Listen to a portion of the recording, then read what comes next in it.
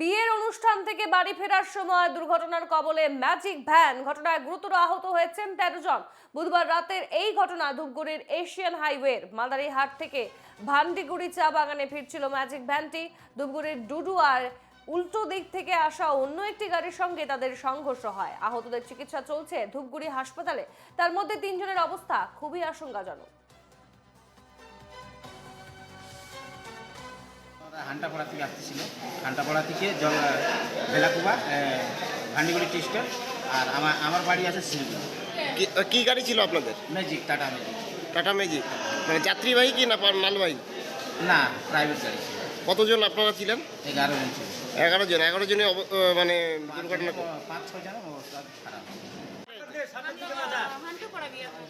क्या शादी था? कितने लोग गए थे?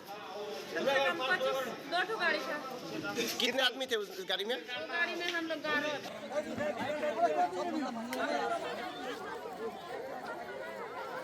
এই মুহূর্তে আমাদের সঙ্গে টেলিফোন লাইনে রয়েছেন আমাদের প্রতিনিধি রাজীব মুখার্জি। রাজীব, বিয়ের অনুষ্ঠান থেকে বাড়ি ফেরার সময় এই ভয়ঙ্কর দুর্ঘটনা, জানা যাচ্ছে আহত হয়েছেন প্রায় 13 জন। শেষমেশ কি আপডেট উঠে আসছে? হ্যাঁ দেখো, গতকাল রাতে কিন্তু ওই মাদারিহাট ব্লকের হান্টাপাড়া চা বাগান থেকে বিয়ে বাড়ি অনুষ্ঠান শেষে কিন্তু ওই গাড়িতে করে প্রায় বেশ কয়েকজন কিন্তু ফিরছিল জলপাইগুড়ি সদর ব্লকের ভান্ডিগুড়ি চা বাগানে।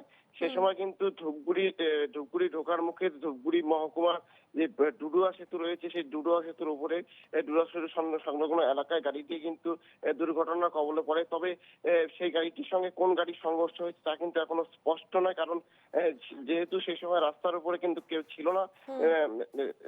সে সময় গাড়িটি দুর্ঘটনার কবলে পড়তে বিকট শব্দে আশেপাশে লোকজন ছুটে এসে এবং তড়িঘড়ি তাদেরকে উদ্ধার করার চেষ্টা করে। পরবর্তীতে কিন্তু ঘটনাস্থলে পৌঁছায় ধূপগুড়ি থানার পুলিশ এবং দমকল বাহিনী। দমকল বাহিনী আহতদের উদ্ধার করে তড়িঘড়ি ধূপগুড়ি হাসপাতালে নিয়ে আসলে তাদের 13 জনকেই কিন্তু জলপাইগুড়ি সুপার স্পেশালিটি হাসপাতালে স্থানান্তরিত করা হয়েছে। তাদের মধ্যে 3 জনের অবস্থা কিন্তু আশঙ্কাজনক।